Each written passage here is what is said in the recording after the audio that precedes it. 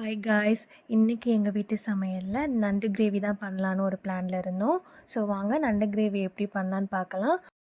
கிரேவிக்கு தேவையான ingredients ready பண்ணியாச்சு.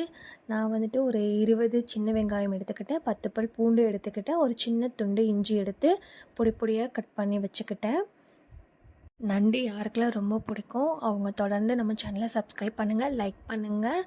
இந்த வீடியோ ஃபுல்லாக வாட்ச் பண்ணுங்கள். அப்போ தான் நம்ம கிரேவி எப்படி பண்ணுறோன்றது உங்களுக்கு தெளிவாக புரியும். இந்த கிரேவிக்கு நாங்கள் வீட்டில் செஞ்ச மசால் பொடியை தான் யூஸ் பண்ணி இந்த கிரேவி செய்ய போகிறோம். நாங்கள் ஃபஸ்ட்டு வந்துட்டு நான் கடாயில் வச்சு ஆயில் ஊற்றிட்டேன். ஆயில் ஊற்றினதுமே நான் இஞ்சி துண்டுக்களை போடுறேன். இஞ்சியும் பூண்டும் நல்லா வதங்கின உடனே வந்துட்டு நான் சின்ன வெங்காயம் கட் பண்ணி வச்சுருக்கிறத போட்டு இதை அப்படியே நல்லா தாளிக்க போகிறேன்.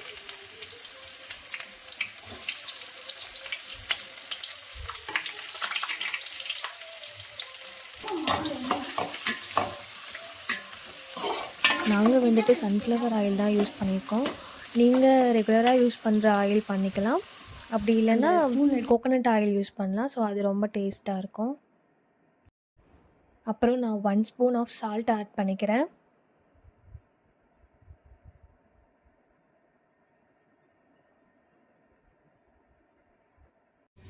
அப்புறம் இந்த கிரேவிக்கு வந்துட்டு ஒரு 4 பிக் சைஸ் தக்காளி எடுத்துக்கிறேன். 1 கிலோ நண்டுக்கு வந்துட்டு 4 தக்காளி மாதிரி நம்ம போடலாம். ஸோ இந்த தக்காளியை கட் பண்ணி ஒரு மிக்ஸி ஜாரில் போட்டு இப்போ நான் இதை பேஸ்ட் பண்ணி எடுத்துக்கிறேன்.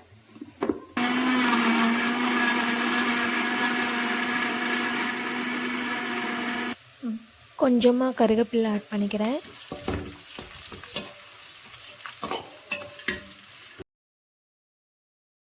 ஒரு ஸ்பூன் அளவுக்கு சீரகம் ஆட் பண்ணிக்கலாம். அப்புறம் இது நம்ம வீட்டில் செஞ்ச குழம்பு மசால் பொடி. ஸோ நான் இது வந்துட்டு ஒரு 3 ஸ்பூன் மாதிரி ஆட் பண்ணிக்கிறேன். மசால் பொடியை ஆட் பண்ணிவிட்டு நல்லா கிளறி விடுங்க. அப்புறம் பார்த்திங்கன்னா நான் ஒரு 1/2 ஸ்பூன் மஞ்சள் தூள் ஆட் பண்ணிக்கிறேன். அரைச்சி வச்சு இந்த தக்காளியையும் சேர்த்துக்கலாம். இது மொத்தமாக சேர்த்து நல்லா கிளறி விடுங்க. நம்ம க்ளீன் பண்ணி வச்சுருக்கிற நண்டு துண்டுக்களையும் சேர்த்துக்கலாம். நண்டையும் இது கூட ஆட் பண்ணி நம்ம நல்லா வதக்கணும். நண்டு நல்லா வேகணும், நல்லா வெந்து வரணும். இதுக்கு பார்த்திங்கன்னா வேகிறதுக்கு நமக்கு கொஞ்சம் டைம் எடுக்கும். ஸோ நம்ம வெயிட் பண்ணி இதை நல்லா வேக வச்சு எடுக்கணும்.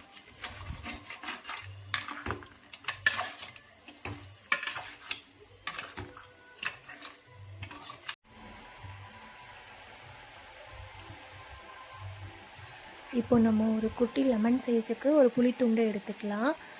ஸோ இதை நம்ம தண்ணியில் ஊற போட்டுடலாம்.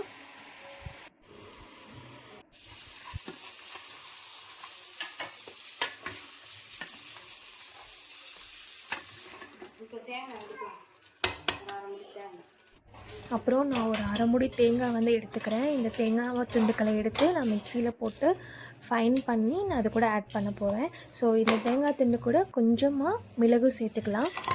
சேர்த்து இதை நான் மிக்சியில் அரைச்சி எடுத்துக்கிறேன். நண்டு நல்லா வேகணுன்றதுக்காக நான் கொஞ்சமாக வாட்டர் ஆட் பண்ணிக்கிறேன்.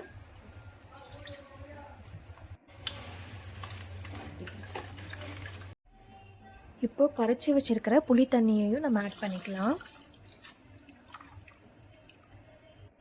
அரைச்சி வச்சுருக்க தேங்காயும் நம்ம ஆட் பண்ணிக்கலாம். ஸோ இந்த தேங்காவை நம்ம அரைச்சதை ஃபைனலாக ஆட் பண்ணணும். ஸோ அப்போ தான் இது வேறு லெவல் டேஸ்ட் இருக்கும். இப்போ நான் தேங்காய் இதை ஆட் பண்ணிக்கிறேன்.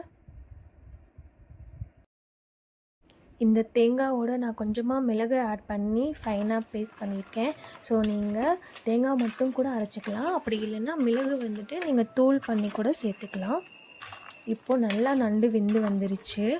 ஸோ நான் இதை ஒரு 2 கொதி மட்டும் விட்டு அப்படியே இறக்க போகிறேன். ஓகே, அவ்வளோதான். ஃபைனலாக பாப்பா கிட்டே எப்பயும் போல் கேட்டுடலாம்.